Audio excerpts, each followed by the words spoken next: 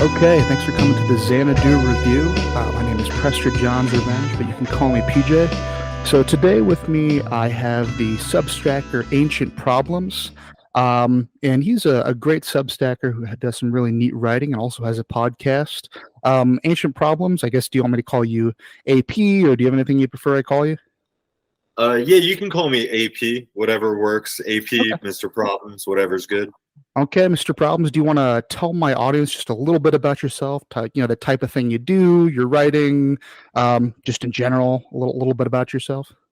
Yeah, sure. I mean, my general pitch is that I'm just for smart, bored people.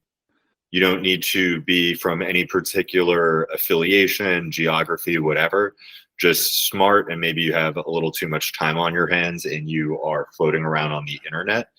And the official slogan of my Substack is "Live, Laugh, Thug." Very cool. Yeah. And yeah, I just like to have a little bit of fun. I'm very interested in culture. As an extent of that, there's a little bit of politics, but I'm not like really into institutional politics. I mostly find those lame. I'm just into like, how does power work? What is the difference between the way we call things and what they actually are or what they actually do? And I like, these kind of like unspoken dynamics or these things you're not supposed to speak about, but especially if they're ones that because we don't speak about them, there's like a lot of unexplored terrain that it's interesting to dig into. So I guess that would be my quick pitch. But No, other than that, sorry, I'm an elder millennial from South Florida, and I'm Jewish. If anyone wants to do their like early life bullshit. yeah, appreciate that. No, that's I'm kind of a mid-tier millennial, I guess. I'm early 30s, so I found you originally. I guess I saw you on the timeline Substack in general. So your notes were good, but I found you originally because you had Cryptogal, or Kate if you like, on your podcast one or two times, and then I just kind of the other day I fell down the rabbit hole listening to all the podcasts that you didn't have paywalled yet, and reading some of your articles. And I don't think it was actually with Cryptogal. Regime Rav, I forget. Do you remember how you pronounce that gentleman's name? Oh yeah, with Rajiv Ram. Yes, Rajiv's That's awesome. it. Yeah, it was because that was one of the conversations that really struck me that I found interesting. You both talked about, and again, you said you being Jewish and him being of Indian background, and just kind of you talking about being a little bit of an outsider and kind of how you felt that gave you a leg up. Because interesting enough, that's something I kind of relate to. I'm kind of your standard, bog standard waspy American, but I guess you could say come more from like rednecky or white trash background. But because of that, I was able to kind of use that to be pretty successful because I'd kind of a chip on my shoulder in some ways. So I was wondering, is that your experience to a certain degree? You feel like you're a little bit of an outsider and you can kind of use that to your advantage in some way? Yeah, it comes in like flits. It just pops out in weird ways that aren't always necessarily useful or lucrative. But I can tell I'm different. I see some things that other people don't see. I was probably my family definitely did well with money, but we were probably on the lower end of the class spectrum and income spectrum at the private school that I was able to attend. And my dad was way older than everyone else's parents. So I was the kid with like the old dad. So that kind of puts you on the outs in another way. I had siblings who were like 30 years older than me. So you grow up around adults all the time. You're like you're a different kind of kid. You have to communicate differently if you're like surrounded by adults, basically, because you need to be able to get stuff from them.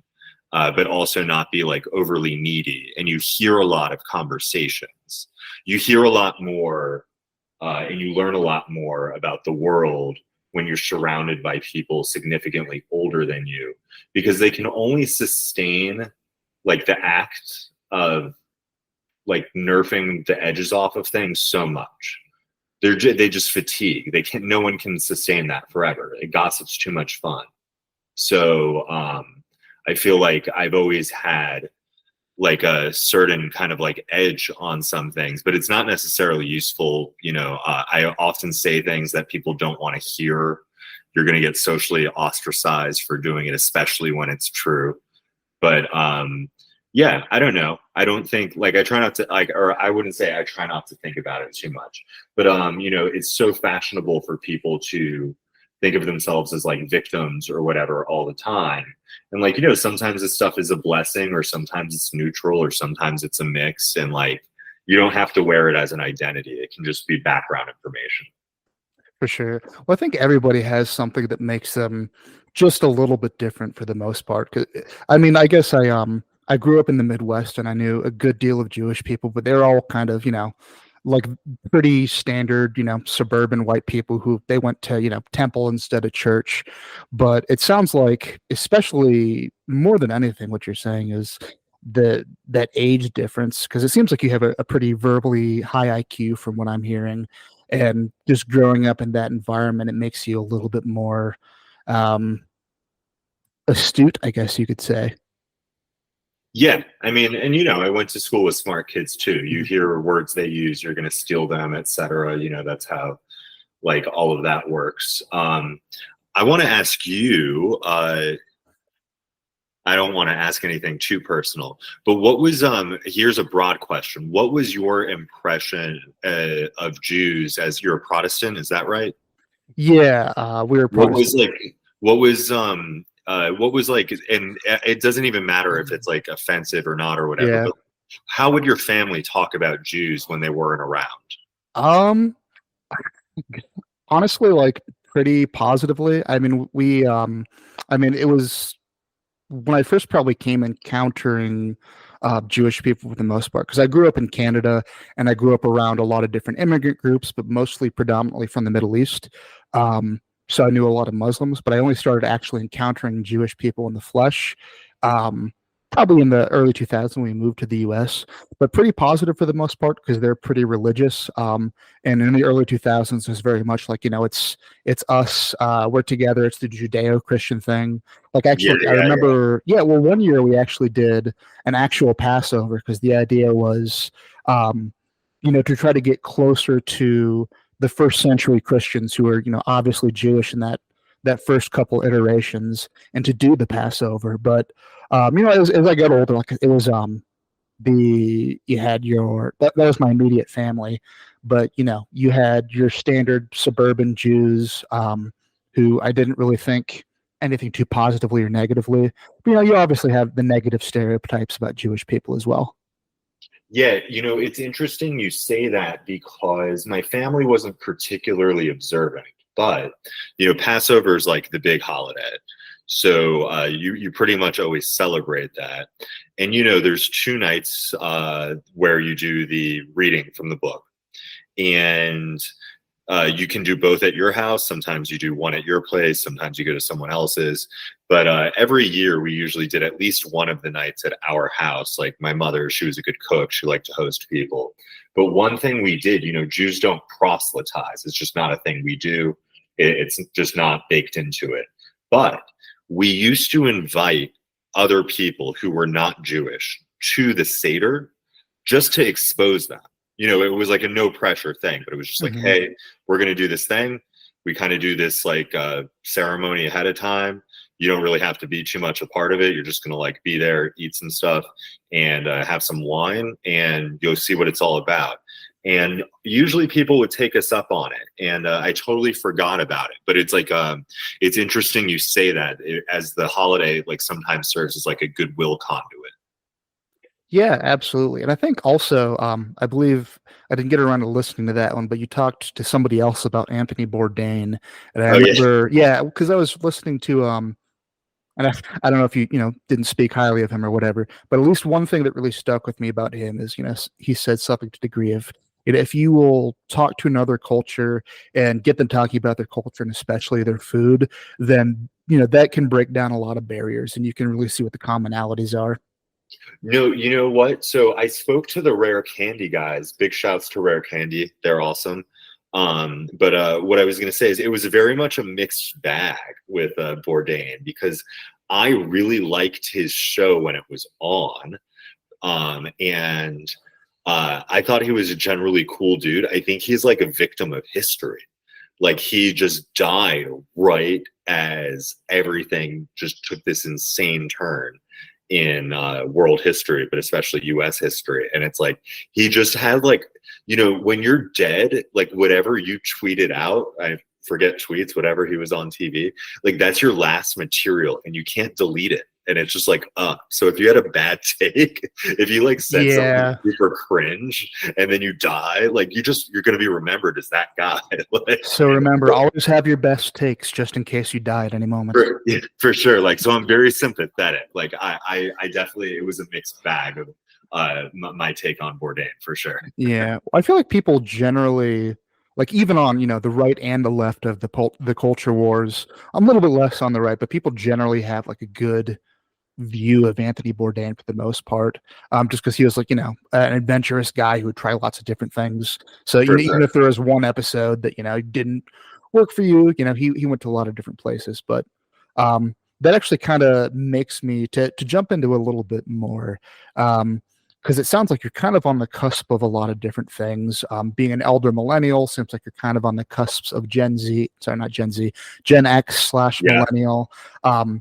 Being from not the mainstream religion of the U.S., but it sounds like there's quite a bit of Jewish people down in Florida. But I guess that's again something I related to when you were talking to. And again, sorry, was it Regime or Rajiv? Yeah. Rajiv? Rajiv. Yeah, yeah. Sorry, very dyslexic. But in any case, that's something I related to because my family moved around a whole lot, but we were definitely not very high income. My dad had like, I guess you could say a higher status, but lower paying job that he was a pastor. But we came, I guess you could say, more from, white trash. But because of that, like, I feel like it put kind of a chip on my shoulder. And like, I've done a lot of different things. Like right now, I work in tech. I make really good money, but I didn't go to school. I actually border on being a high school dropout. But I think that just gave me the drive to um, be able to succeed, partially because I had a chip on my shoulder, also because I feel like because I didn't feel like I had a lot of the boundaries that a lot of people had, which kind of growing up was a little bit difficult sometimes. But also like I don't have the negative side of some of the internal boundaries, and I can just kind of sometimes eat the lunch of like the super well kept suburbanite type people because I'll just go for it and have been able to be successful because of that. So is your experience similar? Because I've listened to a good chunk of your content. It sounds like you've done a lot of different stuff, doing sales, and I don't know if you want to jump into what you do now, but it sounds like you've been able to kind of do pretty well for yourself as well. Yeah, I'm doing okay. Like I have I'm like a millionaire of freedom is what I am.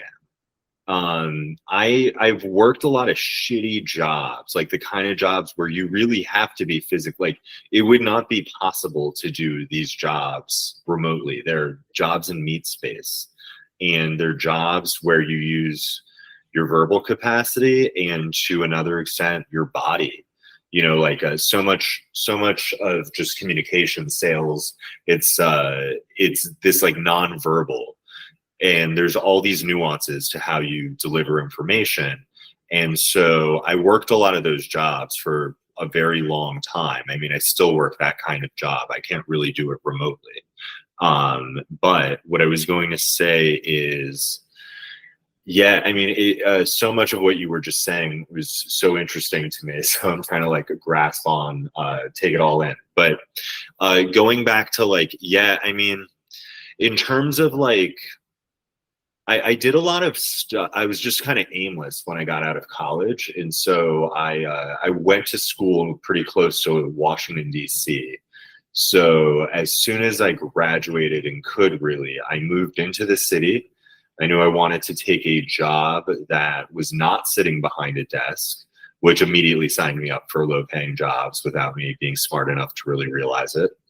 Um, I knew I wanted to save $10,000 a year minimum, and I wanted health insurance. So basically, no sitting at a desk, make 10K a year above what I spend.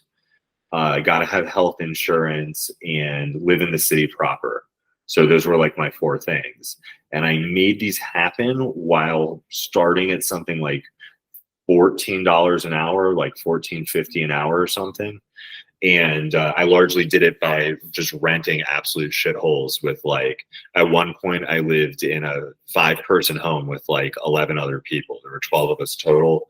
The ceiling crashed in, like it became unlivable. We had Oh wow. literally, like, it fell next to my friend's head. We had to all move out, like, you know, with no notice. It was like just crazy shit. But like all in, like when I remember this stuff, all I think is like my parents like really fucked up like super hard.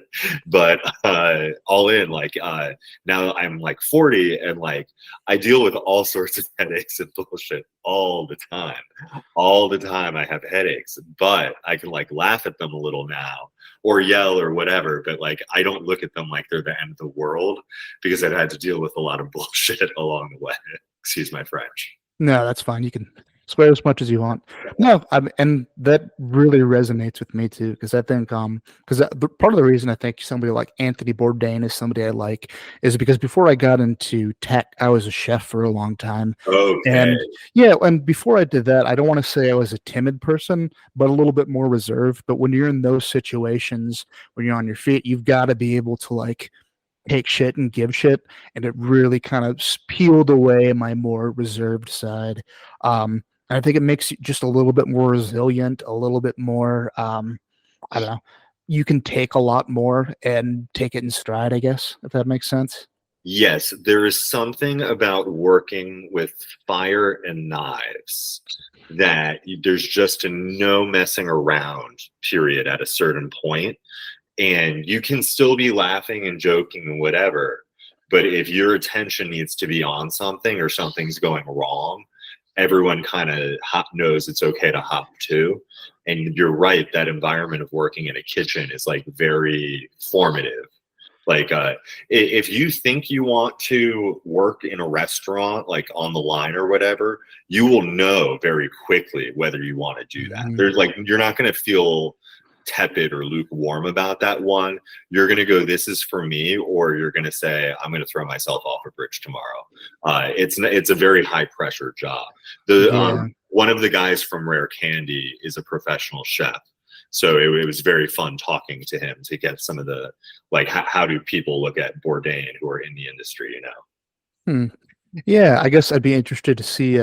I'll have to listen to that one because I think, like, for the most part, I don't know. People didn't really talk about Bourdain that much when I was in the industry. Because one of the things that was, when you were talking, is making me think of that. Like being a chef or really anything like that, it's a very honest type of job. It's kind of one of the last real competency hierarchies. Like, Yes. funnily enough, that like the best career advice I ever got in my life was when I was still working it as a chef. And again, it's funny you mentioned that because we would see people sometimes who would like watch the Food Network. They're like, oh, I didn't like my office job or their retail job, and they will idolize Anthony Bourdain or Bobby Flay, one of these Food Network stars, or oftentimes what was worse is somebody who's straight out of like culinary school, because these people would flame out more often than not. And what Oh, yeah. what the head chef told me that stuck with me to this day, it's like, I'd rather have somebody who has 4 years experience at Denny's than somebody who's straight out of culinary school, because I know at the end of the day, the person who's from Denny's, they can work the brunch shift and they can make 400 omelets in a 3-hour period. And at the end of the day, you can make 400 omelets or you can't. And to me, that's something that really struck with me of like, you just have to be competent at the end of the day. And I've always been drawn to, types of work or really anything in my life where it's do or die. You can't bullshit too much. You have to be able to do the work at the end of the day. Yeah, so something that I should, I feel like it's like my duty as a guy in middle age to give my like shout out or whatever.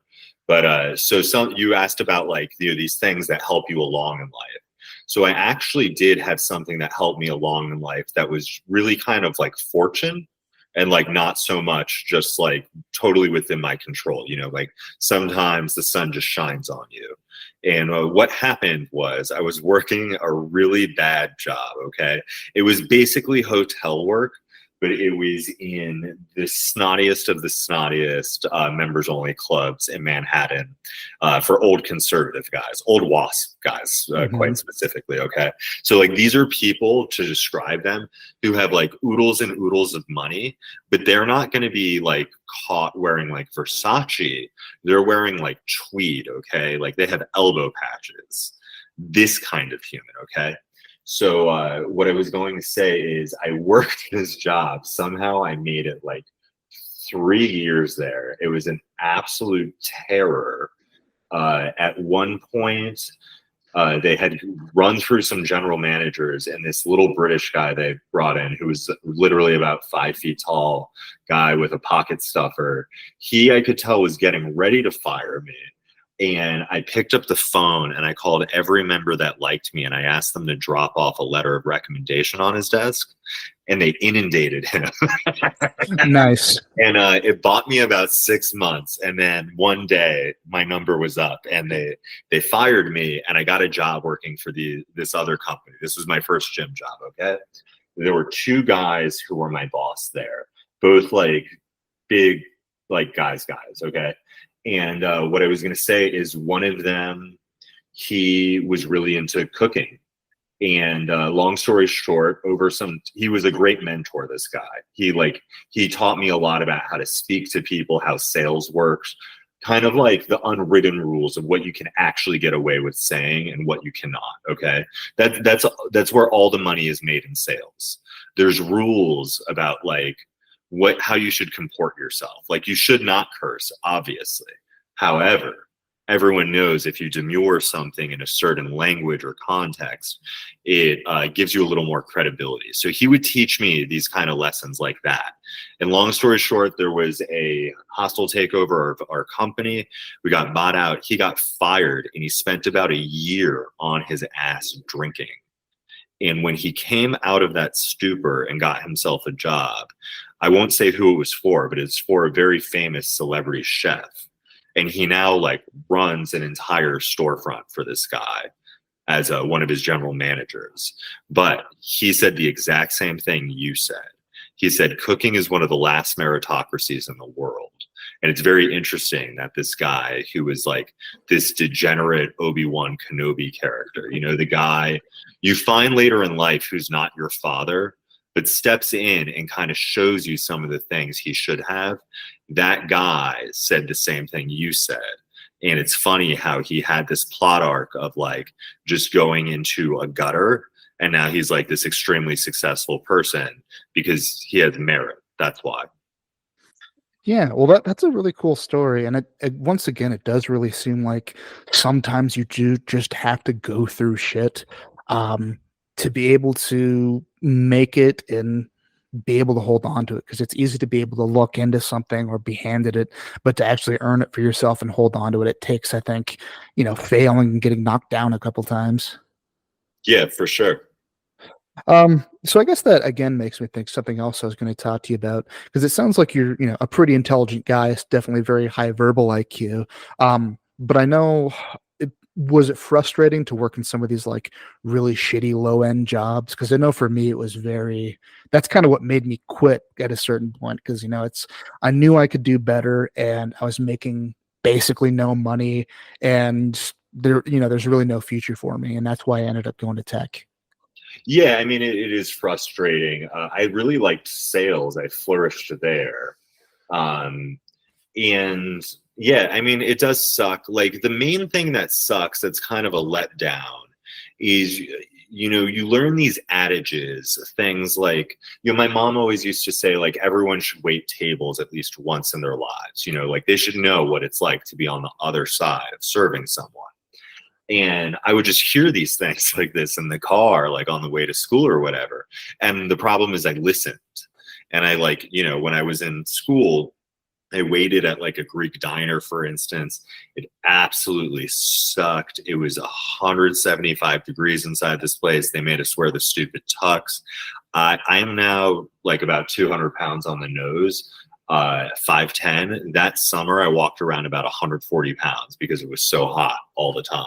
Oh, wow. And yeah, it was the worst. But it does suck, but like what you want to do if you're someone like me who's like a little bit spurty and weird is you probably look if you can do something that like good jobs for spurty guys are things that are not teamwork. They're things where you can kind of go do your own thing. Usually there's an expectation of what is done and when, but not how you're going to do it. And no one tries to micromanage that angle. But what I was going to say is, you know, if you can afford to do so, if you're a weird person, you may not want to max out your earning potential, or you may want to max it out for a very discrete amount of time. Like say till you're like 30, 35, just like go gangbusters, do that like grind set Jocko Willink life or whatever. But then you might want to start optimizing for freedom, or like how do I get out of these kinds of hellholes, or like where every little thing you do is managed down to like how you speak to someone at the microwave or whatever. And I've been fortunate enough to finagle that, but I know that you know, stuff happens, economies change. I may not be able to get away with it forever, but for the meantime, I can do cool things like say get a Substack going and try to generate some content and get some cool followers and you know, just interact with cool people like this. But you know, you can't have it all. You're probably not going to have all the money and all the freedom. You're going to have to choose, and knowing when you want to make which moves, having some clarity about that is very useful. Yeah, absolutely. I mean, to build on that a little bit, kind of what I've ended up striving for in my life, because I ended up going into tech because I just got so fed up. And then kind of like you said, skill maxing, I guess you could say. I've Yeah. gotten to the point in my life, okay, I'm making good money, but more than anything, I was developing a diverse and useful set of skills. And because right now I have what I call no thank you money, because everybody knows what fuck you money is, right? Uh-huh. But I have no thank you money, where I make good enough money and I have good enough skills where, you know, if it's a really, really shitty job, I can say, you know what? No, thank you. Thank you for the opportunity. I'm going to leave and go somewhere else and be secure in knowing that I can do that. And that's, Sure. I feel like to me, that's the good middle ground when you're, trying to find the, because you could be like literally homeless and have, maximum freedom. But, you're not making enough money to really take care of yourself. And, the opposite can be true as well, where you could be making so much money. Cause I've been times in my life where I made more money when I was, working at a startup, but it was just such a stifling environment that you'd have to pay me a lot of money to do a startup again. Yeah, sure. Yeah. Yeah, everyone has their dispositions. You know, there's this guy, he was a poet and a cartoonist, and he was a singer in a country band called the Silver Jews. I'm actually showing my age and my affiliations a little bit because I am millennial, but this guy is definitely like a Gen X kind of hero. He unfortunately killed himself a few years ago, but his name was David Berman. And he has this great poem called Self-Portrait at 28. And I put a lot of references to that poem and to David Berman in a piece I wrote. It's called Punks in the Beer Light. But in this poem, he has a line that says something to the effect, oh, it's actually, I think I put it at the beginning of the piece, but he says something to the effect of, every night before bed, I set my alarm clock for the time I was born so that waking up becomes a historical reenactment. Like when you're riding a mechanical bull and you strive to learn the path, or something to the effect of when you're riding a mechanical bull so you don't inadvertently resist it. Something like that. I'm butchering it a little bit. But anyway, you want to align your disposition with the kind of things that are going to occupy your day-to-day, week-to-week, month and years of your life, because if you don't, it's going to be a really shitty, painful life. Yeah, well, I think it's definitely very important. I mean, A, I would say that's a very beautiful sentiment. I'm gonna have to look that up. But B, I mean, I think that's one of those things that, and it's kind of an uncomfortable conversation that I think some people will go into either like like a job field or try to do a creative thing when they're just not really dispositionally um, cut out for it. And I guess it kind of makes me think of one of the other things I wanted to talk to you about. I remember you talking about the Substacker non-Zionism, and you was talking about Oh yeah. like Jewish IQ and just IQ in general. So I guess I'm of two minds personally, because part of me IQ almost feels like it's on par with like a zodiac sign or something like that. And I think part of me thinks, it at the end of the day, like what I said with the thing with the omelets, it matters how hard you're willing to work. But at the same time, like if it's, I am say, I'm good in a lot of different fields. I have a decently high verbal IQ because I can write successfully or I can figure stuff out. When it comes to like a technical engineering side where I'm good at music, but certain things I can't figure it out. Like math, I don't have a particularly mathematical brain. It's just not for me. And it's kind of similar to like, I'm a like 5'8". If I wanted to be a basketball player, I could practice every day, if I was younger. I'm in my early 30s now, and I would never be Michael Jordan. So I guess I'm curious, that's a long way of saying, like, to what degree do you think IQ is real, and to what degree do you think it's maybe environmental or cultural factors? Man, okay. So there's a lot there. I'll try to I feel like it's like that's kind of like you really only asked me two questions expressly, but I interpret those as like a cluster of like questions or like kind of common questions or things I think about organically on my own. But what I'll say is, first off, shouts to non-Zionism. He's a fun, spicy, curmudgeonly guy, and I find him absolutely fascinating. He's a gem, and I'm thankful to Substack that I can encounter such wits as his. But what I was going to say is, look, like for sure, IQ measures something. Like an interesting question that people don't ask or talk about that much is like, why the fuck does everyone want to talk about IQ all the time? The only reason people want to talk about this is because there is a taboo on addressing whether sometimes people have worse life outcomes, perchance because maybe there's something going on with the hardware in their system. Or a better way of saying that is, what if the default in life is poor outcomes? And there's a select group of humans on this earth who so happen to be blessed with like these huge computing noggins of many different ethnic groups, by the way. And those people have better outcomes. And so when you observe them, it looks as though something unfair is happening, when in fact, like you're just witnessing like reality. Like this is like more of a descriptive process than like an injustice. It's just life. So that's one thing. And like, I remember, Stefan Molyneux was on YouTube. Like people can have their opinions about the guy, but like he was a pretty mild mannered, like very rational, peaceful dude or whatever. And he got taken out because he was talking about this stuff. And then you fast forward a few years and it's like all anyone talks about. The only reason it has so much attention is because people have stifled it so long. It's like the repressed coming back out to like whoop everyone's ass. It's like a Streisand effect type of thing. Yeah, well, look, like if they didn't go so hard on this DEI business, people wouldn't have this desire to like know this forbidden knowledge. Razib Khan just put out an episode with Inez Stepman that's quite good.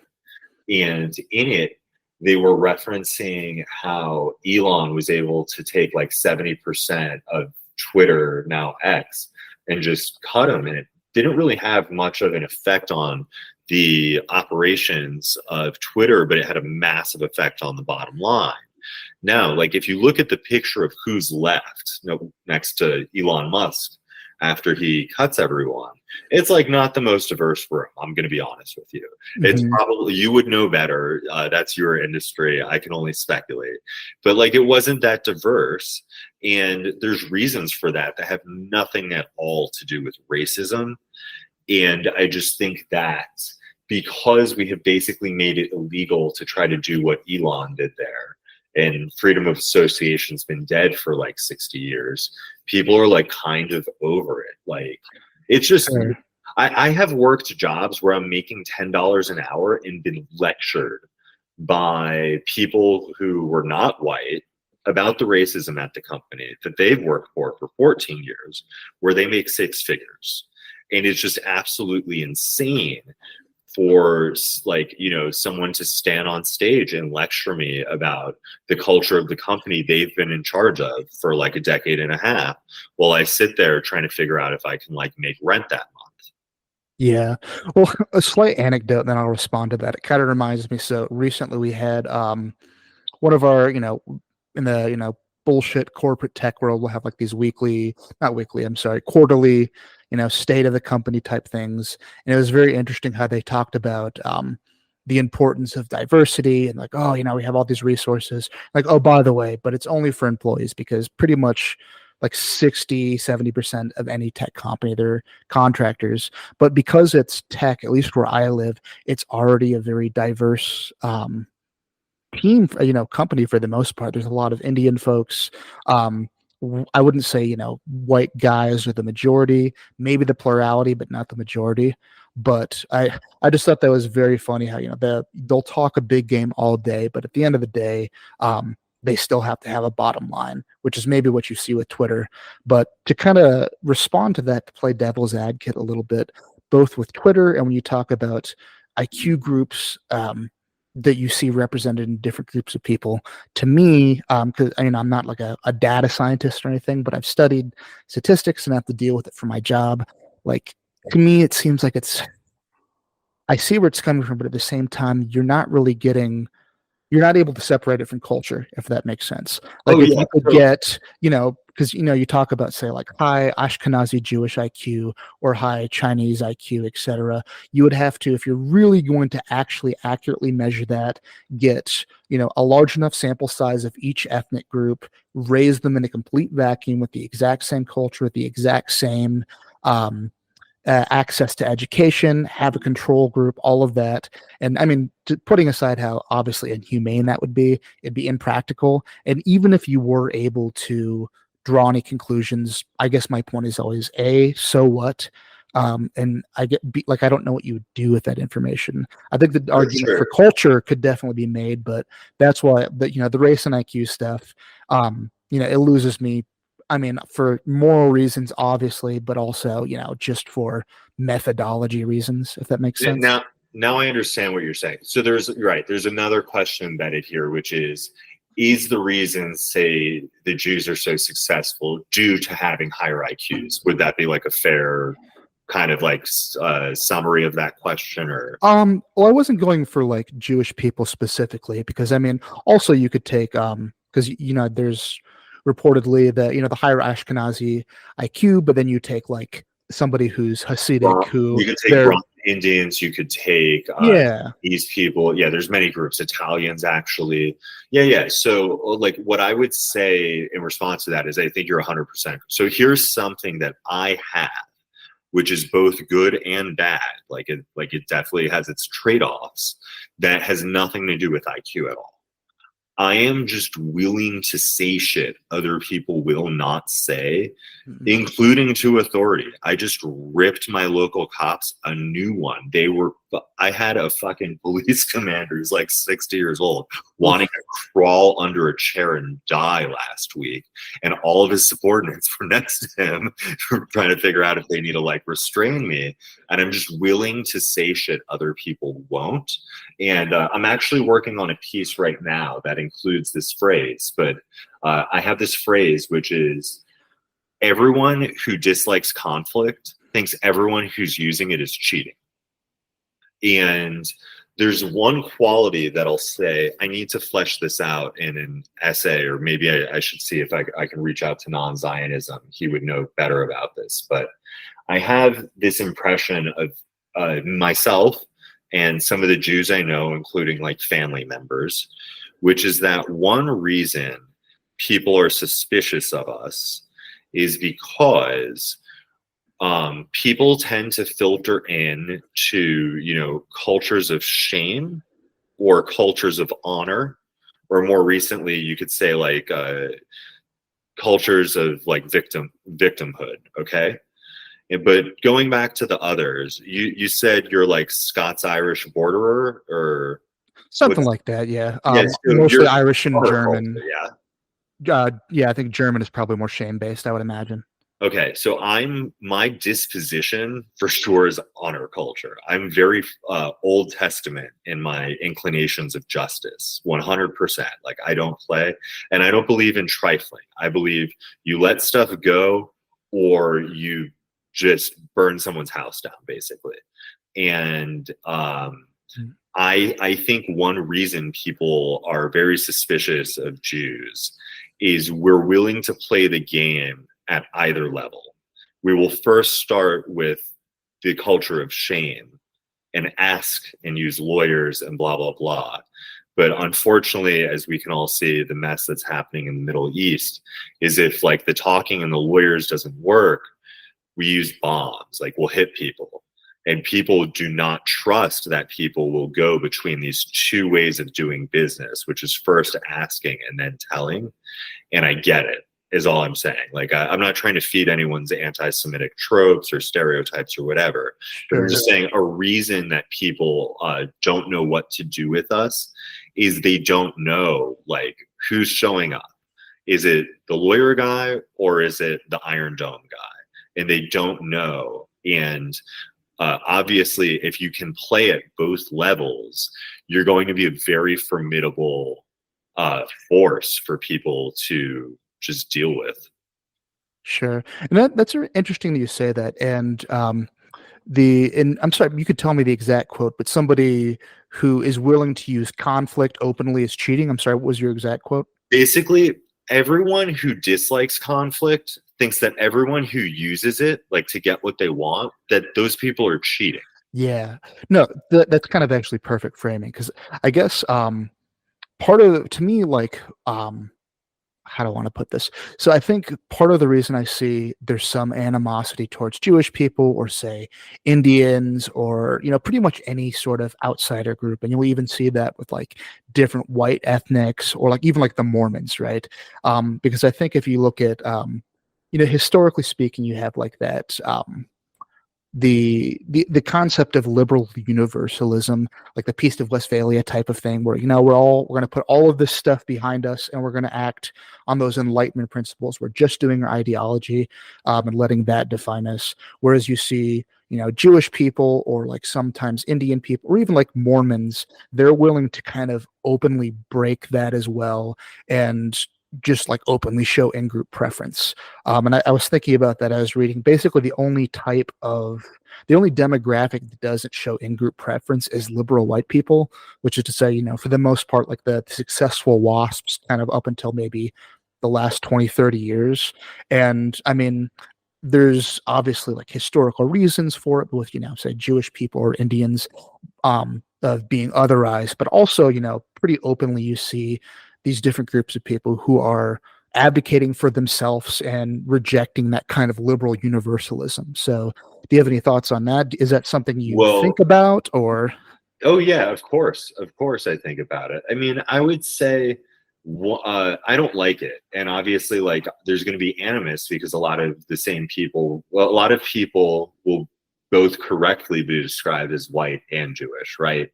So it looks like someone's being duplicitous if they're white in one context, but then they're using, say, like a status as being Jewish to get something. I totally get that. I've never been for this stuff, by the way. I actually obviously was eligible for birthright. I could go to Israel for free, and I never did it because I thought it was gross.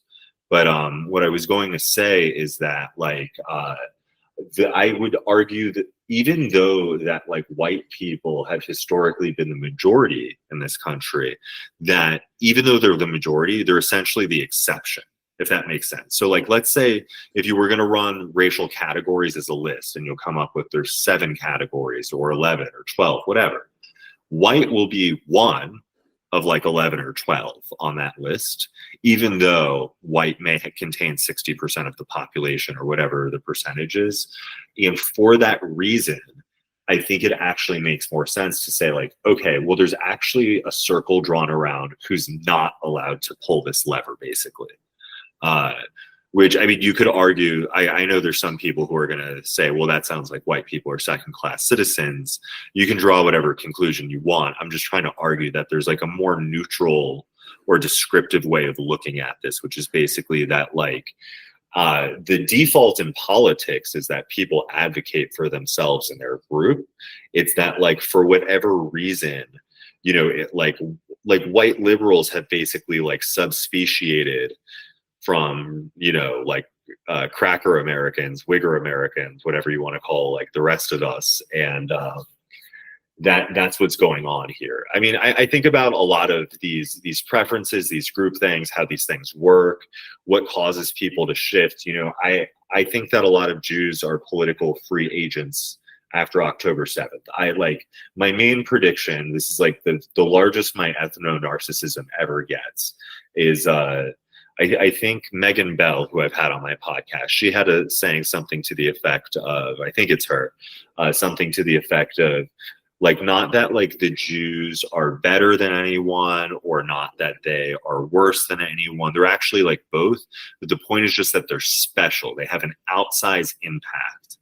And for better or worse, where humanity goes, it will literally likely be like Jews on both sides of whatever that battle is. And we just want to hope that the right side wins and prevails there. But like the idea that we're good or bad is like stupid. We're both. We're like this people. Imagine that. Yeah. Well, here's the way. Here's a way of saying this that's like slightly less neutral, or it shows like this other axis of like the graph that I'm trying to display, which is like, it's not that we're good or bad. It's that we're extremely powerful, or like this extremely potent seasoning. And a little bit of us is good. Like a little cayenne pepper is great, right? But if you like dip your whole chip in nothing but cayenne, it's going to overwhelm what's happening. And I feel like for whatever reason, like the Jews were like, great if there's a little bit of us. And then if we like get too many of us together, you got to like watch out. It's like a chemistry experiment. Yeah. And it's funny that you say that. I'm trying to, I was just looking that up. Because I remember there was a quote, I had to look it up. A gentleman named Lionel Blue, what made me think of it is Jews are just like everybody else, only more so. Yeah, exactly. So, but to kind of build on that a little bit, because kind of the same thing, where there was maybe too explicit questions there, but a lot of different stuff that's getting the neurons firing. But I think, again, because I would say, first of all, like white is kind of, to me, it's kind of a bullshit categorization, since I know, like for me personally, like my family is mostly of like Irish on one side and German on the other. And those are like two completely different cultures and histories and languages, and they all kind of got lumped in together in the United States, like the United States context specifically, right? But for, you know, a lot of complex historical reasons, really only since after World War II, for the most part, have we been quote unquote white. And yes. Well, in the United States and Europe, I mean, that's kind of, you know, I try to read a lot, and I've, you know, read a lot of like Jewish diaspora authors, and I read a lot of history, and follow me on this, but like, you know, Jews have always kind of been both blessed and cursed to be on the inside and the outside, like unless they're Orthodox and they have, you know, and I'm sorry, sorry if this is offensive, I don't know what they're called, like the little curly Q sideburns or whatever. Those are the peah. Yeah, unless like they're dressed in a Hasidic way, right? You can't tell somebody's Jewish just by looking, for the most part. You know, there's stereotypes, but they could easily be Italian. But because of that, and Jews always being kind of on the inside and the outside, they've never been able to assimilate 100%. I think partially because of the religious thing, partially because of the concept of like not having that same universalism that Christians have. And one more thought on that, and I'll hand it back to you. Interestingly enough, Karl Marx actually wrote a paper called On the Jewish Question, where he kind of said something similar to that, where his conception, I mean, agree with it or disagree with it, was because Jews had that kind of ubiquitous outsider status. They were kind of the first victims and beneficiaries of capitalism, where because they were pushed on the outside of the burgeoning capitalist society, specifically in Germany of that era of like the late 1800s, they were able to kind of see a little bit outside of it and manipulate, maybe not manipulate is the wrong word because of, some not great historical connotations, but they were able to be a part of that business world, but because they didn't feel that they were included in the culture because of being externalized because of their religion, they didn't really feel like they had that obligation to the community that they lived in. And I think that's maybe some reason why also you see anti-Semitism, if that makes any sense. Yeah, I mean, I'll go off the first bit first, okay, about like everyone becoming white in 45. I was having the same thought in my head, although I'm not a history buff, but look, like, so my grandmother lived to be pretty ripe old age, and she lived through all this stuff. So she and her sister, we don't know like the full story. It sounds insane, but basically they fled Romania sometime at like the turn of last century, probably like around 1901, 1902 or something like that. I think they first came through South America. This story could be bullshit, but allegedly their mother, who was like not the most educated, smartest lady, heard something to the effect of, in South America, they don't bury you, they cremate you. This violating Jewish law, so they decide to hightail it to the States. They end up in Chicago. They stay there for a while. And then at some point when my grandmother was pretty young, but I think my mom was already born at least at this time, her and like all her friends simultaneously leave Chicago and move to Miami. Now, I've seen pictures, like these people were at crazy parties. But what I'll say is that they were friends with Al Capone, I know, and also Jack Ruby, okay? And so they were also friends with all these other Italian mobsters, okay? Jack Ruby was Jewish. Jack Rubenstein was his name. Mm-hmm. And they had these casino connections. And my grandfather, her second husband, he was a good old boy from the South, from Kentucky. He was Scots-Irish. Well, what I was going to say is these three contingencies, these constituencies, whatever, they were like this stronghold. Michael Lind writes about them in Revenge of the Yankees. And it was basically good old boys, Italians, and Jews. If I recall, they were all Democrats back in the 60s is when this would have happened. And they were like a voting bloc, these like unlikely bedfellows. But I have to say, maybe it's just because my grandfather was a good old boy. Like this blend is all like kind of my background down in South Florida. So my uncle might as well be a good old boy.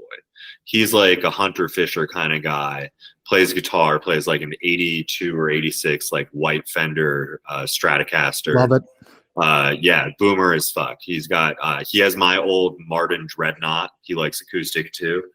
And he's into guns and knives, and you would never know he was Jewish. He's got like a big floppy mustache and like a goatee, like just rules. Like, just the cool, like swaggy as hell white guy. Same thing with my grandfather.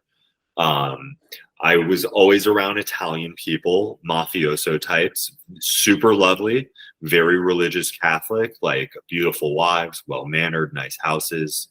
But like for some reason, I don't know, your speaking reminded me of this, but like even like Sheldon Adelson, peace be upon him. He was a casino magnate. His wife just gave like $100 million to Trump or something like this.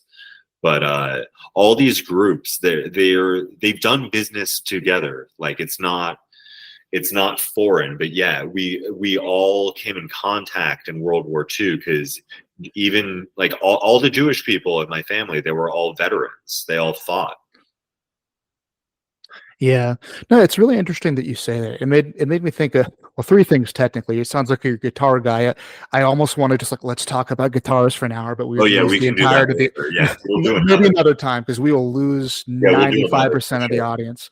But I guess 'cause the two things that it really made me think of was a like about the assimilation thing, because I grew up in Milwaukee, which is very because if you ever, I don't know if you ever went back to the Chicago area, it's very similar. It's like not even an hour away, but it's a lot of those old world identities that are still a big deal. Like I grew up with like, oh, PJ, he's Irish. And, I'd kind of oscillate between Irish and German. Or, oh, he's, Jeff, he's Polish. Oh, Scott, he's black. And like Jewish was just another type of white for me. Yeah. Because I wonder if, and again, like when you are in these more multi-ethnic societies, that's when you can see there's no expectation of assimilation. And I almost wonder, because it feels to me like we're seeing kind of the end of the purchasing power of that ideal of liberal universalism. And we're already starting to see in some cases I hear like Kamala Harris talking about like, the dividend for black men or some of this different stuff, reparations, what have you. Because to me it seems like on one hand, a very bad road to go down, but on the other hand, the idea that, we could just be more honest, like, what, this is my group, this is my interest group. Here are our, here's what we want, here's what you want. Let's find a middle ground. Let's make a deal. It almost feels like it'd be more honest instead of, because I feel like that's why you have things like DEI. Because I don't know if you've heard of, there's a writer named Peter Turchin, and he describes like the process of, I don't think he necessarily puts this sharp of a point on it, but he talks about DEI as a crisis of elite overproduction, because we just have way too many people getting college degrees and they have all these credentials, but we don't have the spaces for them. So that's why you see people playing the games of, okay, well, I want, they do the racial grievances, and instead of just trying to do it on merit, because if you do it on merit, there's just not enough positions. And it makes me think that like let me just finish my thought and I'll throw it back to you, that like the Jewish experience that's kind of always been the Jewish experience, and that for better or for worse, that you're kind of always a little bit on the outside and have to advocate for yourself as a group. Whereas, in the past it's been, all one ethnicity, be it in the old world or the new, when it was, the quote unquote white, if that makes sense. Yeah. So look, I entered the job market right around the 2008 crash. I guess I entered like in the tail end of 2007 or so. And none of this stuff has ever been available to me. Like, I'm not saying no one's ever cashed in on like this Jewish stuff, but I think generationally, like I just know too many Jewish fail sons. Like I'm basically one of them. For like, I'm not a banker, I'm not a broker, I'm not a lawyer, I'm not a doctor. Like I work people out for a living and I shoot my mouth off a little on the internet, but what I was gonna say is like, here's one reason to be positive, and one reason why, whether you like us or not, to be positive on at least some of the Jews, is we are a little bit wily, and you got to look out. Like, you got to watch out for us. And some of us are not served by our ethnic group, like by that affiliation, nor are we served by DEI. We're actually just roped in with white guys and singled out for being bad for that. And if you're not served by any of these mechanisms, but you're like a highly agentic, like bored person who's not getting what they want, well, you're going to break through and like make your own path or whatever. And not everyone's going to make it. That's fine. Or, I wish they did. But like, even if 1 in 30 people who's like disaffected does something, maybe they start their own business, maybe just like a landscaping thing, and they work for themselves, and maybe they eventually hire people to do that. Maybe it is a car detailing business, maybe it's a training business, maybe they just get a successful Substack and it's a vanity project, maybe they make cool art, good music, whatever. It's fine. But my point being, like, there are not enough of these like good sinecure ass like email jobs to go around, it's kind of a good thing that you have these people that are like testy, because it's like Jurassic Park. Like eventually someone breaks something and you have a jailbreak. It's cool. Whatever. You make a movie. you kill some people, whatever. But like the point being, like it's maybe like these group affiliations, like they're all contextual. Like look, like you could be the most staunch. This is a game I like to play in my head. Okay, do you know who Jared Taylor is? I've heard the name. Isn't he more like a white nationalist type? Kind of, sort of. He's like a very tepid one at best. He's like I would just say he's a race realist is what he is. That would probably be the most neutral way of describing him. Okay, he's much maligned, but he's like a very genteel basic. I'm guessing he's cavalier is how he sees. He's like a Southern gentleman. Okay, like very Virginia, and like I'm sure he has a couple thoughts about trans people, but I bet you if you put Jared Taylor and like Pariah the doll in the same room with like, I don't know, 7 NFL linebackers, and there's like, I don't know, a bunch of assorted things you can do, and one of them is a chessboard.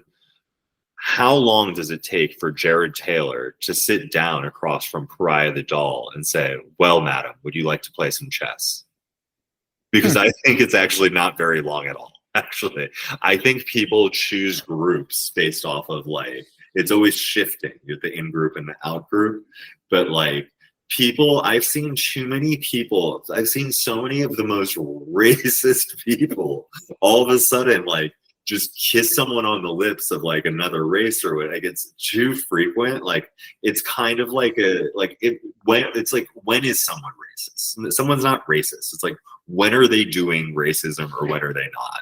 But like anyway, my point being the group thing is like always ever shifting, and you know, depending on who you're around, the Jewish guy may be way closer to you than anyone else in the room, or there are other instances in where the guy's basically going to be a Martian to you. Yeah, very true. So actually, I know. Are you good to go for maybe 20 minutes longer? I had two more Yeah, we could do questions I that. wanted to get. Okay. So I guess that that kind of leads well into my second to last question for you. Because more about your, I guess, your political leaning, because it sounds like you're more on the right. Because at least for me personally, and this, I guess, is just my framing question. I came more from the left. I guess you could say more politically heterodox, politically homeless, however you want to put it now. Because I think as I learned more and I started to read more, I guess my line of use is when I describe problems, I sound like a right winger. When I present solutions, I sound like a left winger. Uh-huh. Because what you were saying, what made me think, like to me, I've come to the conclusion that like multiculturalism doesn't really work, at least in the sense of the old school like that 90s like oh we all get along and we all basically give up our culture. Think of it like that Star Trek type of world where it's only basically aesthetic and we all act upon reason. And there's all these different cultures living beside each other. To me it seems like realistically that's not going to work. There's going to have to be some sort of two-way assimilation. Like you said, we all find our way to negotiate with each other. So I guess as a framing device again, that's kind of where I am politically, and it sounds like you consider yourself more on the right. But if I were to have a conversation with you, clipping out one or two parts, even this conversation or with where I met you, you seem like somebody who I would consider more temperamentally liberal. So I guess if you do consider yourself more on the right, I would be curious what that means to you, and like maybe how you got there, were you always that way, or do you see what the right slash left is shifting, and like what do you see the future is? Yeah, so if I talk about this stuff, I'm usually using whatever shorthand I think will make someone understand what I'm trying to say. So if it means I may be identifying as right to one person and left to another, and it's not me being duplicitous. I'm just trying to like speak their language, if that makes sense, right? Like Mm-hmm. if you Meet have a people where they're at. yeah, like if you have a friend who's in church 3 times a week, you are not going to speak to that friend the same way you do as like a gay couple you're friends with who you know was like at a gangbang on the weekend. Or like you're just gonna speak different languages fundamentally, and you're not being duplicitous. You're just like, well, to the people who were at the gangbang, like everything like around Joe Rogan sounds like fascism, and to the other guy, everything that is not, abstinence sounds terrifying too. So like you're just speaking to different people. But what I was going to say is, like, when I was a kid, I would probably have identified kind of as like libertarian. I was being anti-war has always been my biggest issue. Like the idea, I just think that so few people have even been in a fist fight. It can't imagine what that is like, or what breaking a bone is like, or what breaking someone else's bones is like. That like exploding bombs and drones and all this shit is just absolutely nuts. And we're never doing it for the reasons we say we're doing it, is like kind of the other part of it. But when I got to college, I kind of got like liberfied, whatever the word would be, liberalized. And I bought into a lot of that stuff, but there's just certain dispositional things that, like, there's some things that were so divorced from reality that they kind of never took. Like all the stuff, all the woke stuff everyone's complaining about now.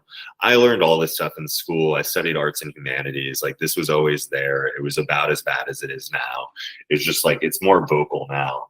But like, I heard all this craziness. But what I was going to say is that, like, just reality always has a way of creeping in at the edges. And like, for instance, I'm a huge nerd, but I, at a certain point, really just developed the ability to speak to women and do well, but just with ease, just to not be sweating it, and to just, it's cool. And like, that's one of the number one things they look for. It's really that simple. You can do it or you cannot. And by virtue of like that, like there's just certain things, like platitudes, like feminist platitudes you might hear, and you're like, none of this shit checks out with like what I'm seeing in the dating market, like at all. And in fact, many of the women who espouse these platitudes are the very ones violating them with you, and it's just like, so like reality always has a way of creeping in. But I would say that what really messed with me was not Trump at all. It was seeing people lose their fucking minds. And I just could not figure out what reality they were tuning into to figure out that the sky was falling. And I mean, I saw it on TV, not like, I ain't even own one, I unfortunately, I had coworkers, but like, I just saw people lose their minds, and that's when I was kind of like, I'm done with this. So I to answer your question, finally, the things that make me right wing are, I do believe that there are certain things that work better than other things, and that's what we call order. And that there's roles to that, and going to the JQ or whatever, or I guess the diversity thing. I think some places can be diverse and some places can't. And like cities, port cities, places like that, they're always going to be diverse. You're always going to need polyglots, people who speak many languages. You need people who are go-betweens. Like, Jews are a mercantile merchant group.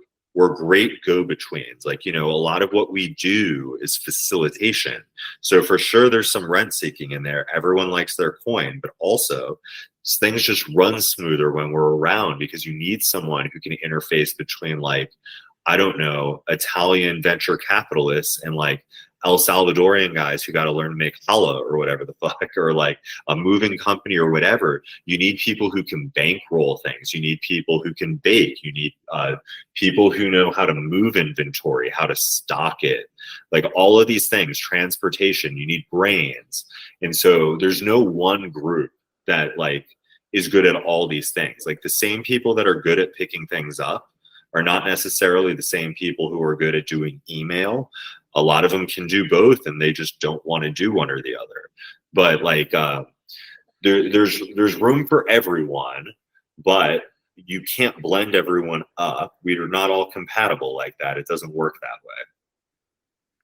Yeah, I mean, that totally makes sense to me. I guess the ways that I would say I'm maybe more temperamentally conservative is I forget the exact framing I heard, but is your core value compassion, or is your core value order?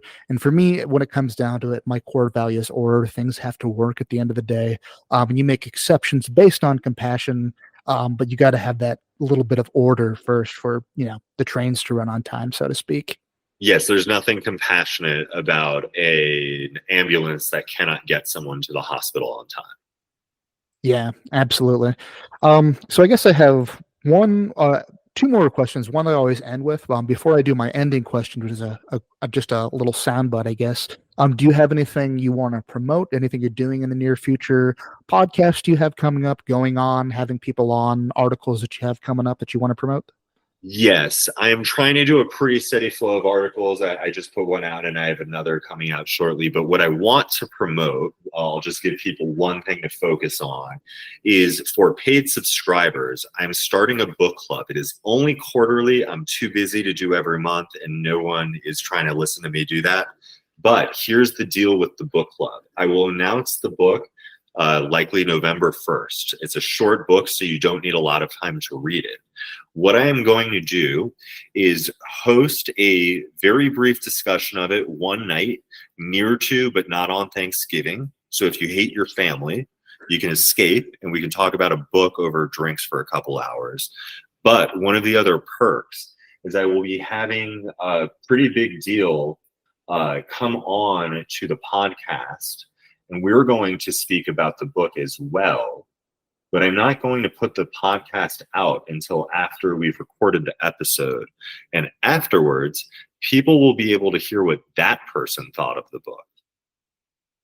Well, that's super cool. I'll keep an eye on for that too. I might get in on that if you still want to do the cross promotion. Oh yeah. Well, I would love to have you in on that. It'll be fun for sure. Yeah. So that's really great. I'll look forward to that. Keep me posted. And the last kind of sign off question I'm kind of making my ending question. I guess we didn't get too doom and gloom, but just in general, like the world is a little bit kind of scary and fucked up right now. So what makes you hopeful for the future? And if there's nothing that's really making you hopeful for the future, what would? I am hopeful. The main reason I'm hopeful is not that intellectual. It's more of a vibe. But I personally feel like very unstoppable right now, just highly motivated. And again, it's not that I don't have problems. It's that I feel kind of like, I'm playing football and I'm trying to get a couple yards here and there, and I keep getting hit. And it's very annoying that I'm getting hit. But I'm making progress nonetheless. And that's kind of what the game's about. You just keep moving forward. But I would say to that end, 2016 is a long time ago. That's almost a decade ago at this point. And we've been going through it since even before then. And what I have to say is, like, none of this is new to us. Like, don't be surprised by it. Just like shake it off, compose yourself, and figure out how am I going to pick up like another 2-3 yards or whatever. But I just it's not that I think things are going to be like super hunky-dory. In fact, I'm anticipating that they won't. But I think that if you get your head right and you pre-adjust, you just start with the conclusion that you're going to get through it and everything's going to work out. Awesome. I love that. So on that note, I'll go ahead and end it. Anybody in my audience, if you're not, go ahead and subscribe to Ancient Problems. Check them out. And thanks you so much for coming on, man. I really appreciate you. Thanks a lot, man. I appreciate it. Anytime.